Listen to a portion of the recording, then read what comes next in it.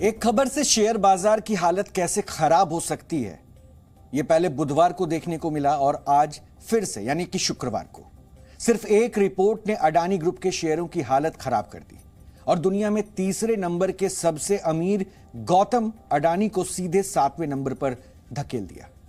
इसलिए आज डीएनए में हम सबसे पहले उसी रिपोर्ट का विश्लेषण करेंगे जिसने 2 दिन में भारत के सबसे दौलतमंद शख्स की कंपनियों के 4,10,000 करोड़ रुपए से ज्यादा साफ कर दिए, जिनकी कंपनियों के शेयर अब धूल चाटने लगे। हालत यह हो गई कि आज शेयर बाजार में अडानी ग्रुप के शेयर टॉप लूजर्स में ट्रेंड कर रहे हैं और आज जब शेयर बाजार बंद हुआ तो टॉप 5 लूजर्स में सिर्फ अडानी ग्रुप के शेयर्स थे। Adani green energy, Adani total gas और अडानी ट्रांसमिशन, ये तीनों शेयर 20% गिरकर टॉप लूजर्स बन गए। इसके अलावा अडानी एंटरप्राइजेज 18% की गिरावट के साथ बंद हुआ। अंबुजा सीमेंट 16% की गिरावट उसमें देखने को मिली। अडानी पोर्ट्स में 15% की गिरावट दर्ज की गई। एसीसी में 12%, अडानी विलमार और अडानी पावर्स के शेयर में 5% गिरावट दर्ज किया गया।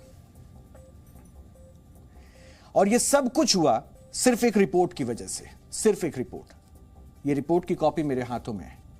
इस रिपोर्ट का नाम है Adani group, how the world's third richest man is pulling the largest con in corporate history. इसे हिंदी में कहें तो दुनिया के तीसरे सबसे अमीर शख्स ने कैसे कॉर्पोरेट इंडस्ट्री की सबसे बड़ी धोखाधड़ी को अंजाम दिया। यह रिपोर्ट अमेरिकी निवेश कंपनी हिंडनबर्ग रिसर्च ने 24 जनवरी को जारी की थी। जैसा कि रिपोर्ट की हेडिंग में ही यह पता चलता है कि इस रिपोर्ट में अडानी ग्रुप पर धोखाधड़ी करके कंपनियों की मार्केट वैल्यू को मैनिपुलेट करने के बेहद गंभीर आरोप लगाए गए हैं।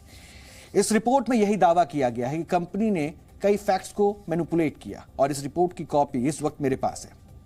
इसे आप अडानी ग्रुप के खिलाफ हिंडनबर्ग रिसर्च की चार्जशीट भी कह सकते हैं, जिसका अब हम विस्तार से विश्लेषण करेंगे। सबसे पहले आपको बताते हैं कि इसमें अडानी ग्रुप पर क्या आरोप लगाए गए हैं। इसलिए सबसे पहले ये आरोप नंबर 1 है, वो आप समझिए। इसमें यह कहा गया है कि अडानी ग्रुप की कंपनियों ने शेयरों की कीमत को मैनिपुलेट किया और अकाउंटिंग फ्रॉड किया है। यह पहला आरोप। इस तरह के कुल 88 सवाल इस रिपोर्ट में रखे गए हैं। दूसरा आरोप जो लग रहा है उसके मुताबिक अडानी ग्रुप ने विदेशों में कई कंपनियां बनाकर टैक्स बचाने का काम किया है। तीसरा आरोप जो अडानी ग्रुप पे लगाया गया है उसमें यह है कि मॉरिशस और कैरिबियाई द्वीपों जैसे टैक्स हेवन देशों में कई बेनामी कंपनियां हैं जिनकी अडानी ग्रुप की कंपनियों में हिस्सेदारी है। चौथा आरोप यह लगा है कि अडानी के लिस्टेड कंपनियों पर भारी कर्ज है, जिसने पूरे ग्रुप को एक अस्थिर वित्तीय स्थिति में डाल दिया है। पांचवां आरोप अडानी ग्रुप पर लगाया गया है कि ऊंचे मूल्यांकन की वजह से कंपनी के शेयरों की कीमत 85% तक ज्यादा बताई जा रही है और इस रिपोर्ट का असर इतना ज्यादा पड़ा है कि सिर्फ 2 दिन में ही अडानी ग्रुप को भारी नुकसान उठाना पड़ गया है। अब हम आपको इस रिपोर्ट के अडानी ग्रुप पर 3 बड़े असर भी बताते हैं। 25 जनवरी से 27 जनवरी के बीच 2 दिन में ही अडानी ग्रुप की मार्केट कैपिटलाइजेशन में से 4,10,000 करोड़ रुपए साफ हो गए। 25 जनवरी को मार्केट कैप करीब 19.5 लाख करोड़ रुपए थी, जो आज घटकर लगभग 15.5 लाख करोड़ रुपए रह गई है, यानी तकरीबन 25% कम हो गई है। अडानी एंटरप्राइजेज लिमिटेड का 20,000 करोड़ रुपए का फॉलो ऑन पब्लिक ऑफर द्वारा यानी कि एफपीओ शुक्रवार को खुला। उसका प्राइस बैंड 3,112 से 3,276 रुपए प्रति शेयर तय हुआ। लेकिन रिपोर्ट के असर से, यही जो रिपोर्ट है, इस रिपोर्ट के असर से यह पहले दिन में सिर्फ 1% ही सब्सक्राइब हुआ। फोर्ब्स की लिस्ट में अडानी ग्रुप के मालिक गौतम अडानी तीसरे नंबर में से खिसककर अब 7वें पायदान पर पहुंच गए। 25 जनवरी को उनकी नेटवर्थ 9,71,500 करोड़ रुपए थी, जो 27 जनवरी को इस रिपोर्ट के सामने आने के बाद जो नुकसान हुआ उसके बाद 7,86,400 करोड़ रुपए पर रह गई, यानी सिर्फ 48 घंटों में 1,85,000 करोड़ रुपए पानी में चले गए। तो अब सवाल यह है कि जिस रिपोर्ट ने अडानी ग्रुप को और गौतम अडानी को इतनी बड़ी चोट पहुंचाई, आखिर उस रिपोर्ट में वो कौन सी बात है जिनके आधार पर इतने बड़े बड़े आरोप लगाए गए। इस रिपोर्ट को जारी करने वाली रिसर्च फर्म हिंडनबर्ग का दावा है कि उसने करीब 2 वर्षों तक कड़ी रिसर्च के बाद यह रिपोर्ट तैयार की है, जिसमें 88 पॉइंट्स यहां पर इंकित किए गए। और इसे तैयार करने के लिए कंपनी ने अडानी ग्रुप के पूर्व अधिकारियों और कुछ अन्य लोगों से बातचीत की और कई दस्तावेज भी उसके बाद इन्होंने खंगाले। और यह भी दावा किया गया कि अगर इस रिपोर्ट को नजरअंदाज किया गया तो अडानी ग्रुप की 7 लिस्टेड कंपनियों के शेयर 85% तक गिर सकते हैं। इसलिए अब हम इस रिपोर्ट में अडानी ग्रुप पर लगाए गए बड़े आरोपों को डिकोड करने वाले हैं और आपको सरल भाषा में हम समझाने वाले हैं कि क्या आरोप है और इसका असर इतना बड़ा क्यों हो रहा है। रिपोर्ट में यह बताया गया है कि अडानी ग्रुप की 7 लिस्टेड कंपनियों का मार्केट वैल्यू $218 बिलियन है। इन कंपनियों में गौतम अडानी और उनकी फैमिली की यानी उनके परिवार की हिस्सेदारी $120 बिलियन है और इन $120 बिलियन में से $100 बिलियन सिर्फ पिछले 3 साल में बढ़ गए। और ऐसा कंपनियों के स्टॉक की कीमतों में आई असामान्य बढ़ोतरी की वजह से हुआ है। इस असामान्यता को बार बार यहां पर बताया गया और यह समझाने की कोशिश की गई है कि यह जो असामान्यता दिखाई जा रही है यही सबसे बड़ी वजह है और इसी को लेकर कई सारे सवाल उठाए गए हैं। रिपोर्ट में अडानी ग्रुप की लिस्टेड कंपनियों के शेयर की कीमतों में तेजी से हुए इजाफे को भी दर्शाया गया है। इसे भी असामान्य बताया गया, जिसके मुताबिक अडानी टोटल गैस के शेयर के दाम 3 साल में 2121% तक बढ़ गए। यानी ग्रोथ आप देखिए, अडानी एंटरप्राइजेस के दाम 3 साल में 1398% तक बढ़े हैं। अडानी ग्रीन एनर्जी के शेयरों में पिछले 3 सालों में 908% का इजाफा हुआ। और इसी तरह Adani transmission, Adani ports, Adani power और अडानी विल्मार के शेयरों में भी भारी इजाफा बताया गया है। रिसर्च रिपोर्ट में यह भी दावा किया गया कि अडानी ग्रुप की 7 लिस्टेड कंपनियों के शेयर इतनी तेजी से बढ़े हैं क्योंकि ये कंपनियां 85% से ज्यादा ओवर वैल्यूड हैं। यानी कि इन कंपनियों के शेयरों की जो कीमत है जितनी होनी चाहिए उससे ज्यादा है, उससे 85% तक ज्यादा है। और रिसर्च रिपोर्ट में इसका उदाहरण भी दिया गया। इस रिसर्च रिपोर्ट में तमाम जो आरोप लगाए गए हैं उसके साथ कुछ उदाहरण देकर समझाने की कोशिश की गई है। जैसे कि ग्रीन एनर्जी इंडस्ट्री की एवरेज ग्रोथ यह बताया गया कि 24 गुना रही, जबकि अडानी ग्रीन एनर्जी के शेयरों में 815 गुना का इजाफा हो गया। इस रिपोर्ट में यह भी बताया गया कि अडानी टोटल गैस के शेयर 831 गुना बढ़े हैं, जबकि इंडस्ट्री का जो एवरेज ग्रोथ रहा वो था 20 गुना। अडानी पोर्ट्स के शेयरों में 35 गुना का इजाफा बताया गया, जबकि इंडस्ट्री ग्रोथ सिर्फ 2 गुनी थी। इसी तरह अडानी विल्मार के शेयर 90 गुना तक बढ़ गए, जबकि इंडस्ट्री की एवरेज ग्रोथ 30 गुना थी। इसी ट्रेंड के आधार पर रिसर्च रिपोर्ट में यह दावा किया गया कि अडानी ग्रुप की कंपनियों की वैल्यूएशन 85% तक ज्यादा है, जिससे इन कंपनियों के शेयर धारकों को भविष्य में भारी नुकसान उठाना पड़ सकता है, क्योंकि इंडस्ट्री एवरेज से कई गुना ज्यादा हाइक अडानी ग्रुप की लिस्टेड कंपनियों के शेयर में आया है। रिसर्च रिपोर्ट के मुताबिक यह तब हुआ है जब अडानी ग्रुप की 7 लिस्टेड कंपनियों में से 4 कंपनियों का कैश फ्लो निगेटिव है। कैश फ्लो निगेटिव है और निगेटिव कैश फ्लो का मतलब यह होता है कि कारोबार में जितना पैसा लगाया जा रहा है उनके अनुपात में आमदनी कम हो रही है। अडानी ग्रुप की 7 में से 5 लिस्टेड कंपनियों का करंट रेशियो 1.0 से कम है। इसका मतलब यह है कि इन कंपनियों की करंट असेट उनकी करंट लायबिलिटीज यानी कर्ज से कम है। आसान भाषा में इसे अगर आप समझें तो इसे हम कह सकते हैं कि अडानी ग्रुप की 4 कंपनियों के पास इतनी एसेट नहीं है जिनको बेचकर वो कंपनी अपना कर्ज चुका सके। इस रिसर्च रिपोर्ट में यह दावा है। और रिसर्च रिपोर्ट में यह भी बताया गया कि अडानी ग्रुप की किस कंपनी का करंट रेशियो कितना है और EBITDA यानी कि earnings before interest, taxes, depreciation and amortisation के मुकाबले कितना कर्ज है। रिपोर्ट के मुताबिक अडानी ग्रीन एनर्जी पर उसकी मौजूदा सालाना आमदनी के मुकाबले में 12 गुना ज्यादा अडानी पे कर्ज है और अडानी ट्रांसमिशन पर यह कर्ज लगभग 9.1 गुना ज्यादा है। इतना ही नहीं, अडानी एंटरप्राइजेस पर यह कर्ज 6.4 गुना ज्यादा है, अडानी पोर्ट्स पर 4.1 गुना ज्यादा है और अडानी पावर पर यह कर्ज 3.3 गुना ज्यादा है। यह रिपोर्ट जो दावा कर रहा है कि अडानी ग्रुप की कंपनियों पर उसकी क्षमता से ज्यादा उधारी को लेकर रिसर्च फर्म क्रेडिट साइट्स ने भी अगस्त 2022 में रिपोर्ट जारी की थी। हिंडनबर्ग की इस रिसर्च रिपोर्ट में यह भी दावा है कि अडानी ग्रुप ने कई टैक्स हेवन देशों में फर्जी कंपनियों के जरिए मनी लॉन्ड्रिंग का जाल बिछाया हुआ है। रिसर्च रिपोर्ट में उन देशों और फर्जी कंपनियों के नाम और उन कंपनियों की अडानी ग्रुप में हिस्सेदारी को भी दिखाया गया है। रिपोर्ट में यह दावा किया गया कि मॉरिशस बेस्ड मॉन्टेरोसा इन्वेस्टमेंट होल्डिंग ने 5 कथित इंडिपेंडेंट इन्वेस्टमेंट फंड्स के जरिए अडानी ग्रुप की लिस्टेड कंपनियों में 36,000 करोड़ रुपए निवेश किए हुए हैं। और इस रिपोर्ट के मुताबिक साइप्रस बेस्ड न्यू लियाना इन्वेस्टमेंट में अडानी ग्रीन एनर्जी में 3,423 करोड़ रुपए का निवेश किया गया है, जो इस कंपनी के पोर्टफोलियो का 95% है।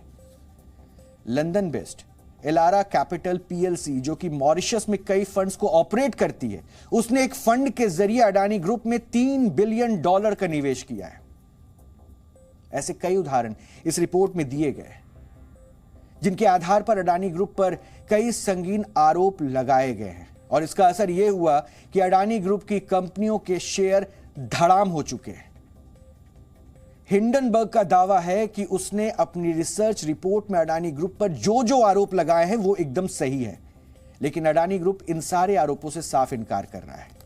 लेकिन रिपोर्ट के आधार पर ऐसे कई सवाल हैं जो हर कोई जानना चाहता है। अगर यह रिपोर्ट इतने सारे दावों के साथ अडानी ग्रुप को कई सारे सवालों में घेरते हुए कटघरे में खड़ा कर रहा है, तो हर किसी के जहन में भी यही सवाल है कि आखिर इसमें सच्चाई क्या है। हमने भी ऐसे ही सवालों की एक लिस्ट तैयार की है। क्या अडानी ग्रुप इससे इनकार कर सकता है कि भारी कर्ज के बोझ तले दबी लिस्टेड कंपनियों को निकट भविष्य में किसी तरह के आर्थिक संकट का सामना नहीं करना पड़ेगा? रिपोर्ट में दावा किया गया कि अडानी ग्रुप की 4 लिस्टेड कंपनियों में प्रमोटर्स की हिस्सेदारी 75% के बेहद नजदीक है, जबकि सेबी नियम के मुताबिक यह 75% से ज्यादा नहीं हो सकती है। तो क्या अडानी ग्रुप अपने 7 लिस्टेड कंपनियों में प्रमोटर्स की होल्डिंग्स का ब्यौरा दे सकता है? रिपोर्ट में दावा किया गया है कि गौतम अडानी के भाई विनोद अडानी 38 शेल कंपनियां चला रहे हैं और इन कंपनियों के जरिए अडानी ग्रुप की लिस्टेड कंपनियों में हजारों करोड़ रुपए का निवेश किया गया है। अब सवाल यह है कि क्या अडानी ग्रुप इस बात से इनकार कर सकता है? रिपोर्ट में यह भी दावा है कि कई फर्जी विदेशी इन्वेस्टमेंट फर्म्स के जरिए अडानी ग्रुप में निवेश किया गया है। क्या अडानी ग्रुप इससे इनकार कर सकता है? रिपोर्ट में यह भी दावा किया गया कि अडानी ग्रुप की लिस्टेड कंपनियां काफी लंबे समय से अपने शेयरों की कीमत में अनुचित इजाफा करती आई हैं। क्या पहले भी आपके किसी निवेशक ने इसके बारे में आपको बताया है? रिपोर्ट के मुताबिक diamond trading import export scheme में वर्ष 2004-5 के दौरान जिन राजेश अडानी और समीर वोरा को आरोपी बनाया गया, उन लोगों को अडानी की कंपनियों में सीनियर पोजीशन पर प्रमोट कर दिया गया। अब सवाल यह उठता है कि इसके बारे में अडानी ग्रुप क्या सफाई देना चाहता है? इस तरह के कुल 14 सवालों की लिस्ट जी न्यूज ने अडानी ग्रुप को ईमेल के जरिए भेजी है, जिसका जवाब आना अभी बाकी है। हमें अडानी ग्रुप के जवाब का इंतजार रहेगा, लेकिन फिलहाल तो हिंडनबर्ग की इस रिपोर्ट पर अडानी ग्रुप ने 26 जनवरी को जारी किए गए स्टेटमेंट में क्या कहा था वो हम आपको बताते हैं, और यह स्टेटमेंट भी हमारे पास है। हिंडनबर्ग रिसर्च की ओर से 24 जनवरी 2023 को प्रकाशित रिपोर्ट दुर्भाग्यपूर्ण और शरारतपूर्ण है, पहले लाइन में यही क्लेम किया गया। मीडिया स्टेटमेंट 2, ये दूसरा मीडिया स्टेटमेंट था जिसे सामने रखा गया और इसे शरारतपूर्ण बताया गया। ये बिना किसी रिसर्च के तैयार की गई है, यह भी कहा गया, और इस भ्रामक रिपोर्ट ने अडानी समूह, शेयरधारकों और निवेशकों पर प्रतिकूल प्रभाव डाला है। अडानी समूह ने कहा है कि हिंडनबर्ग ने अप्रमाणित सामग्री प्रकाशित की है, यानी जो भी प्रकाशन वहां किया गया है रिपोर्ट में उसका कोई प्रमाण नहीं है, कोई साक्ष्य नहीं है। इसे अडानी समूह की कंपनियों के शेयर मूल्यों पर हानिकारक प्रभाव डालने के लिए डिजाइन किया गया। यानी सीधे सीधे यह बताया गया अडानी ग्रुप की तरफ से कि इनके शेयरों को मैनिपुलेट करने के लिए ऐसे भ्रामक एविडेंस सामने रखे गए। बयान में अडानी समूह ने यह भी कहा है कि वो हिंडनबर्ग रिसर्च के खिलाफ कानूनी कार्रवाई करने के लिए इससे जुड़े अमेरिकी और भारतीय कानून की समीक्षा कर रहे हैं। अडानी ग्रुप ने आगे कहा है कि हिंडनबर्ग रिपोर्ट में ऐसे भ्रामक दावे और आरोप लगाए गए हैं जिन्हें भारत की अदालतों में रिजेक्ट किया जा चुका है। अडानी ग्रुप के कानूनी कार्रवाई किए जाने की बात पर अमेरिकी कंपनी हिंडनबर्ग ने भी जवाब दिया और कहा कि वो अपनी रिपोर्ट के पक्ष में पूरी तरह से खड़ी है। और हिंडनबर्ग ने ट्वीट करके कहा है कि अगर अडानी ग्रुप हमारे खिलाफ सच में कार्रवाई करना चाहता है तो उसे अमेरिका में कानूनी कार्रवाई करनी चाहिए। हम अमेरिका में ही काम करते हैं। हम कानूनी कार्रवाई के दौरान कई दस्तावेज की भी मांग करेंगे। और हिंडनबर्ग की तरफ से साथ ही साथ यह भी बताया गया है कि उनकी तरफ से रिपोर्ट के अंत में 88 सवालों के जवाब मांगे गए थे। यह सवाल अडानी ग्रुप को निष्पक्ष होने का मौका देते हैं, लेकिन अभी तक अडानी ग्रुप की तरफ से किसी भी सवाल का जवाब नहीं आया है। हिंडनबर्ग के इस दावे के बाद अडानी ग्रुप ने अपने इन्वेस्टर्स को भी एक प्रेजेंटेशन में यह बताया कि हिंडनबर्ग रिसर्च के 88 सवालों में से 21 सवाल अडानी ग्रुप के डिस्क्लोजर में लिए गए हैं, यानी उस डिस्क्लोजर से लिए गए हैं। और 21 सवालों पर 2 साल इन्वेस्टिगेशन का हिंडनबर्ग रिसर्च का दावा बिल्कुल बेदम है। दुनिया की 6 सबसे बड़ी ऑडिट कंपनियां अडानी ग्रुप की 9 में से 8 कंपनियों का ऑडिट कर चुकी है, जिसमें कोई गड़बड़ी नहीं मिली है। अडानी ग्रुप की रेटिंग 3 ग्लोबल और 7 घरेलू रेटिंग एजेंसियों ने की है। अब अडानी ग्रुप के अपने तर्क हो सकते हैं, लेकिन यह बात समझ नहीं आती है कि निवेशकों के लाखों करोड़ रुपए 2 दिन में स्वाहा हो गए, लेकिन अडानी ग्रुप सिर्फ 1-2 बयान जारी करके समझ रहा है कि सब ठीक हो गया है या सब ठीक हो जाएगा। सवाल तो सेबी पर भी उठ रहा है कि हिंडनबर्ग रिसर्च की जिस रिपोर्ट ने शेयर बाजार में इतना बड़ा भूचाल ला दिया, आखिर सेबी ने अब तक इस पर क्या एक्शन लिया।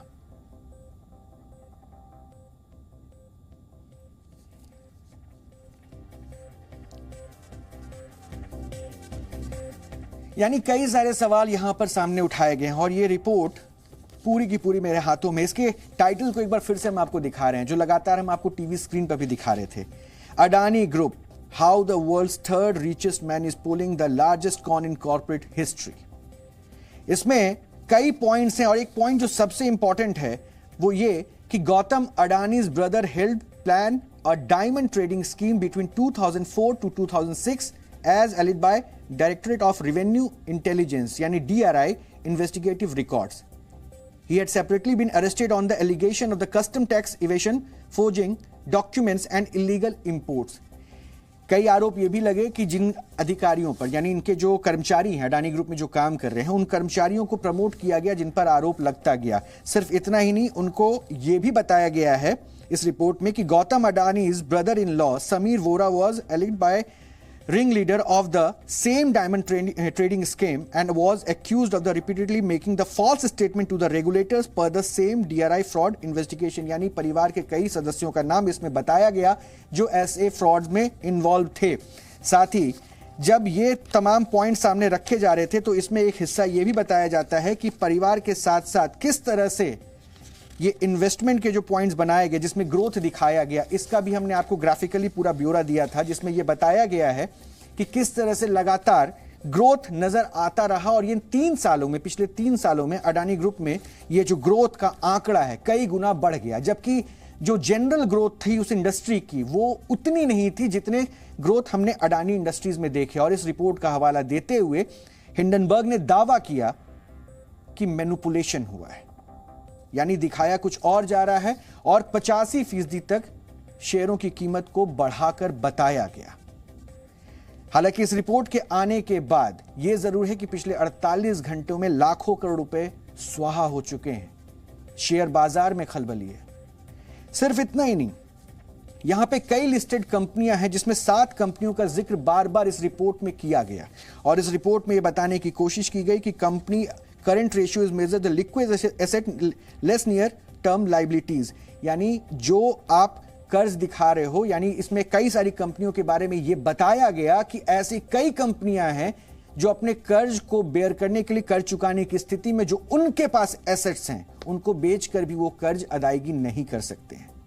सवाल यह उठा कि इतने सारे आरोप अगर यहां पर लगाए जा रहे हैं तो अडानी ग्रुप की तरफ से जवाब क्या आया, क्योंकि यहां अपने परिवार के जो सदस्य हैं उनका नाम भी इसमें जोड़ा गया और यह बताया गया कि इन नामों के साथ साथ उनको भी तरक्की दी गई और उनके कई सारे जो हैं विदेशी फंड्स को इन्वेस्ट करने के लिए भारत में बाहर में कई शेल कंपनियां बनाई गई है और यहां से ही पैसे बाहर भेजकर उन शेल कंपनियों में भेजा जाता है, जिसमें गौतम अडानी के भाई का नाम भी इस रिपोर्ट में दावे के साथ जोड़ा गया। तथ्य और तर्क दोनों इसमें रखे गए हैं और यह भी चैलेंज किया गया है जब अडानी ग्रुप की तरफ से एक प्रेस कॉन्फ्रेंस, एक स्टेटमेंट जारी किया जाता है तो इस स्टेटमेंट के बाद यह भी सामने रखा जा रहा है पक्ष कि आप आइए और अमेरिका में केस कीजिए। और ये तर्क हिंडनबर्ग की तरफ से है कि अगर आप केस हम पे फाइल करते हैं अमेरिका में तो उसके मुताबिक हमें कुछ और साक्ष्य जानने हैं, जिसके लिए आपको दस्तावेज रखने पड़ेंगे और उन दस्तावेजों से भी हमारे पास कई सारे साक्ष्य मिल जाएंगे। हमने लगातार इसकी स्टडी की, हमने समझने की कोशिश की कि पिछले 48 घंटे में इसका असर शेयर बाजार पर कैसे दिख रहा है, कितना दिख रहा है और इसका असर आने वाले पल में, आने वाले दिनों में किस तरह से और ज्यादा बड़ा हो सकता है क्या, क्योंकि कई इन्वेस्टर्स अब चिंतित हैं और इसमें बार बार यह दावा भी किया जा रहा है कि इन्वेस्टर्स को 85% ज्यादा वैल्यू के साथ शेयरों की कीमत बताई गई है। और इसलिए हमने ये समझने की कोशिश की कि क्या ये खलबली जो शेयर बाजार में है आने वाले दिनों में सब कुछ ठीक हो जाएगा। इस पूरे मामले पर बात करने के लिए इस वक्त मेरे साथ जी बिजनेस के मैनेजिंग एडिटर अनिल सिंघवी जी जुड़ चुके हैं। अनिल जी, हिंडनबर्ग की रिपोर्ट आने के बाद आज एक ही दिन में अडानी ग्रुप की लिस्टेड कंपनियों का मार्केट कैप 25% तक गिर गया। आपको क्या लगता है, यह गिरावट अब कहां जाकर रुकने वाली है? वैसे तो अब तक का ट्रैक रिकॉर्ड ये रहा है कि हिंडनबर्ग ने जब जब भी किसी भी कंपनी के शेयर पर शॉर्ट सेल रिपोर्ट निकाली है, अपनी रिसर्च दी है, उसके बाद उस कंपनी के शेयरों में तेज़ गिरावट देखने को मिली है, चाहे वो शुरुआती 2-3 दिनों में हो, 2-3 महीने में या अगले 6 महीनों में। ये सारे के सारे स्टॉक्स ज़्यादातर काफ़ी तेज़ी से घटे हैं क्योंकि जो उन पर सवाल उठाए जाते हैं उनके चलते बाजार का भरोसा उन पर घटता है। जहाँ तक अडानी ग्रुप के शेयरों का सवाल है, परसों और आज इन 2 ट्रेडिंग सेशन में ये सारे स्टॉक 20 से 25% कम हो चुके हैं, तो शॉर्ट टर्म में काफ़ी कुछ गिरावट आ चुकी है। लेकिन अगले 2 ट्रेडिंग सेशन सोमवार और मंगलवार के अडानी ग्रुप के शेयरों के लिए काफ़ी अहमियत वाले होंगे। आज अडानी ग्रुप के लीडिंग कंपनी अडानी एंटरप्राइजेस का एफपीओ खुला है। 20,000 करोड़ का अब तक का सबसे बड़ा प्राइवेट सेक्टर का एफपीओ है, फॉलो ऑन पब्लिक ऑफर है जिसमें लोगों को पैसा लगाना है। मंगलवार को होगा ये बंद। अगर ये एफपीओ पूरा नहीं भर पाता है और सक्सेसफुल नहीं होता है तो इसका मतलब तय है कि अडानी ग्रुप के शेयरों पर बाजार का भरोसा पूरी तरह से हट चुका है। ऐसे में गिरावट और गहराती नजर आएगी। अगर जैसे तैसे करके मंगलवार तक यानी कि 31 जनवरी तक अडानी ग्रुप अपने इस एफपीओ को पूरी तरह से पार करने में कामयाब होता है तो शायद आपको गिरावट रुकती हुई नजर आ सकती है। तो मुझे लगता है अगले 2 ट्रेडिंग सेशन एफपीओ के लिहाज से और अडानी ग्रुप के शेयरों की गिरावट के लिहाज से काफी अहमियत वाले होंगे। नहीं, वैसे तो साफ दिख रहा है कि हिंडनबर्ग की रिपोर्ट का इंपैक्ट कितना है, लेकिन अगर मैं आपसे समझूं कि हिंडनबर्ग की रिपोर्ट पर कितना विश्वास किया जा सकता है, क्योंकि यह भी तो हो सकता है कि साख खराब करने की एक कोशिश हो, क्योंकि यही दावा अडानी ग्रुप की तरफ से किया जा रहा है, क्या ऐसा संभव है? देखिए, रिपोर्ट पर भरोसा करने के 2 तरीके हैं। एक तो ये कि अब तक का उनका पास्ट ट्रैक रिकॉर्ड कैसा है। आमतौर पर जितनी रिपोर्ट्स हिंडनबर्ग ने निकाली उसके बाद एक प्राइस एक्शन आता ही है, स्टॉक गिरते ही हैं और वैसा ही यहाँ पर भी होता हुआ दिख रहा है, तो उस लिहाज से वो इम्पैक्ट तो है ही। दूसरा सवाल खड़ा होता है, जो सवाल उठाए हैं हिंडनबर्ग ने, उन सवालों पर लोग कितना भरोसा करते हैं। आमतौर पर अगर कोई ब्रोकरेज हाउस छोटा मोटा हो या कोई आम आदमी सवाल उठाए, विसल ब्लोअर सवाल उठाए, तो वो इम्पैक्ट नहीं आता जो आपने पिछले 2 दिनों में अडानी ग्रुप के शेयरों में देखा है। 20 से 25% की गिरावट, 4 लाख करोड़ से ज़्यादा का मार्केट कैप उठ जाना, उड़ जाना, ये साफ तौर पर बता रहा है कि बाजार हिंडनबर्ग के आरोपों पर भरोसा कर रहा है। इसी वजह से शेयरों में इतनी तेज बिकवाली होती दिख रही है। अगर किसी आम रिपोर्ट की तरह इसे भी देखा जाता तो आई गई हो जाती है। तो मार्केट का भरोसा तो है, आरोप सही है गलत है, कितने सही है कितने गलत है इसका पता शायद आगे चलेगा, लेकिन इसमें कोई डाउट नहीं जिस तरह से 2 दिनों में एक्शन हुआ है। और एक और इंटरेस्टिंग चीज़ ये भी है कि ज़्यादातर शेयर जो रिटेल इन्वेस्टर्स के पास हैं उन्हें डर है, और जो विदेशी निवेशकों के पास है उनकी तरफ से बिकवाली भी होती दिख रही है। और यही वजह है कि बाजार ओवरऑल देखें तो अडानी ग्रुप के शेयरों पर भी और ओवरऑल बाजार के लिहाज से भी इस रिपोर्ट पर भरोसा करते हुए तेज बिकवाली कर रहा है। यानी एक बात तो बिल्कुल साफ है ना कि हिंडन ग्रुप की इस रिपोर्ट के बाद असर तो नजर आने लगा है। यानी ये बात ये भी क्लियर है कि अडानी ग्रुप इसके बाद आसानी से शांत नहीं बैठेगा, और ये रिपोर्ट के जरिए उन्होंने कह भी दिया है, जो इन्होंने स्टेटमेंट जारी किया उसके जरिए ये कह भी दिया है, उसने कह दिया है कि वो हिंडनबर्ग के खिलाफ केस भी करेगा। अब आपको क्या लगता है अनिल जी कि अडानी समूह के पास क्या ऑप्शन बच गए हैं? अडानी ग्रुप और हिंडनबर्ग के बीच वाद विवाद और एक दूसरे के खिलाफ आरोप प्रत्यारोप ये तो चलते रहेंगे।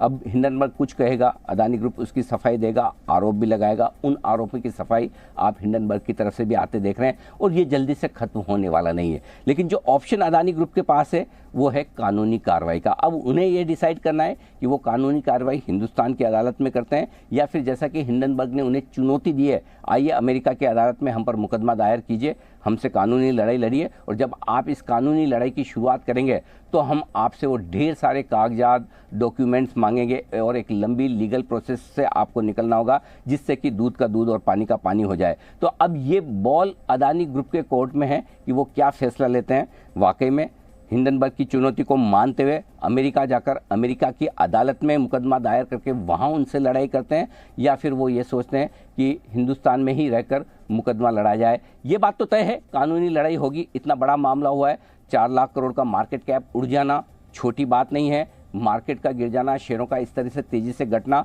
और साख पर धब्बा लगना, ये बड़ी चीज़ें हैं जिनका असर आप एक लंबी कानूनी लड़ाई के तौर पर आगे बढ़ते हुए ज़रूर देखेंगे। बिल्कुल, बहुत बहुत शुक्रिया अनिल जी हमसे जुड़ने के। यानी ये लड़ाई जो है अब लंबी चलेगी, इस बात को आप नकार नहीं सकते, क्योंकि बाजार पर इसका असर देखने को मिला है। लेकिन एक रिपोर्ट ने पूरे शेयर बाजार को हिला दिया। तो ऐसे में सवाल ये उठता है कि आखिर हिंडनबर्ग क्या है और इस पर कितना भरोसा किया जा सकता है। तो आपको हिंडनबर्ग की हिस्ट्री भी आज हम बताते हैं। अमेरिकी निवेश कंपनी हिंडनबर्ग रिसर्च को वर्ष 2017 में नेट एंडरसन नामक उद्योगपति ने स्थापित किया। कंपनी का दावा है कि वो फॉरेंसिक फाइनेंशियल रिसर्च में विशेषज्ञता रखती है, और कंपनी की वेबसाइट के मुताबिक ये कंपनी असामान्य सूत्रों से मिली जानकारियों के आधार पर शोध करती है, जिसे ढूंढना बेहद मुश्किल होता है। हिंडनबर्ग रिसर्च ने पहले भी कई कंपनियों में फ्रॉड और फर्जीवाड़े को लेकर ऐसी कई रिपोर्ट जारी की है, जिनसे उन कंपनियों के शेयरों में भारी गिरावट भी आई थी। वर्ष 2020 में इस कंपनी ने अमेरिकी ट्रक निर्माता कंपनी निकोला के बारे में खुलासा किया था कि उसने निवेशकों को अपने नए व्हीकल के बारे में बताते हुए ठगा है। हालांकि वो ट्रक था, इलेक्ट्रिक ट्रक के बारे में यह खुलासा किया गया था, जबकि हकीकत में उसके पास गाड़ियां थी ही नहीं। इस खुलासे के बाद निकोला के शेयर 94% तक गिर गए थे। आज अडानी ग्रुप के बारे में हिंडनबर्ग रिसर्च ने जो दावे किए, पिछले 2 दिनों से जो दावे किए जा रहे हैं, वो बेहद ही सनसनीखेज हैं। क्योंकि अगर इन दावों में जरा सी भी सच्चाई है तो यह भारत का सबसे बड़ा कॉरपोरेट फ्रॉड हो सकता है।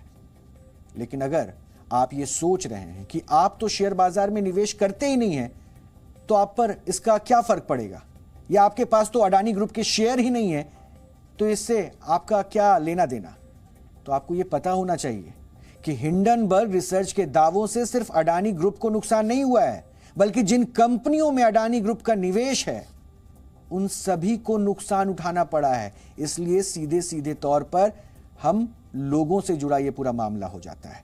अडानी ग्रुप पर कुल 1,90,000 करोड़ रुपए का कर्ज है, जिनमें से 70-80 हजार करोड़ का कर्ज बैंकों से लिया गया, और आज कई बैंकों के शेयर भी गिरे हैं। एलआईसी में भी अडानी ग्रुप का निवेश है, जिसकी वजह से एलआईसी को 2 दिन में 18,300 करोड़ रुपए का घाटा हो चुका है। अब सेबी ने हिंडनबर्ग रिसर्च की रिपोर्ट का संज्ञान ले लिया है। हम हिंडनबर्ग रिसर्च की रिपोर्ट के किसी भी दावे की पुष्टि तो नहीं कर सकते, लेकिन आपको एक फैक्ट दिखाकर इस खबर को खत्म करना चाहते हैं। और यह फैक्ट यह है कि पिछले 8 वर्षों में गौतम अडानी एंड फैमिली की संपत्ति में तेजी से कई गुना इजाफा हुआ है। फोर्ब्स के मुताबिक वर्ष 2016 में गौतम अडानी की संपत्ति सिर्फ 3.5 अरब डॉलर थी। इसके बाद 2017 में यह 5.8 अरब डॉलर पर पहुंच गई और 2018 में 9.7 अरब डॉलर हो गई। वर्ष 2019 में यह थोड़ी गिरकर 8.7 अरब डॉलर पर रह गई, जबकि वर्ष 2020 में यह 8.9 अरब डॉलर हो गई और इसके बाद उनकी संपत्ति में जबरदस्त इजाफा होना शुरू हो गया और वर्ष 2021 में यह सीधे 50.5 अरब डॉलर हो गई, जबकि 2022 में उनकी संपत्ति 122 अरब डॉलर पहुंची और 25 जनवरी 2023 को गौतम अडानी की संपत्ति की कुल वैल्यू 119.2 अरब डॉलर थी। गौतम अडानी की संपत्ति में हुई दिन दुनी रात चौगनी बढ़ोतरी की तुलना हिंडनबर्ग रिसर्च रिपोर्ट से करने पर कई सवाल जहन में उठते हैं जो जांच का विषय हो सकते हैं। इसीलिए आज जब शेयर बाजार में यह रिपोर्ट सामने आने के बाद लगातार गिरावट देखा गया तो सबके जहन में सवाल यही उठा कि दुनिया का तीसरे नंबर पर अमीरों के लिस्ट में नाम रखने वाला इंसान आखिर अचानक से उनके पैसे कहां जा रहे हैं और इस रिपोर्ट में ऐसा क्या है जिसकी वजह से तीसरे पायदान पर बैठा शख्स अब 7वें पायदान पर अमीरों की सूची में आ गया है।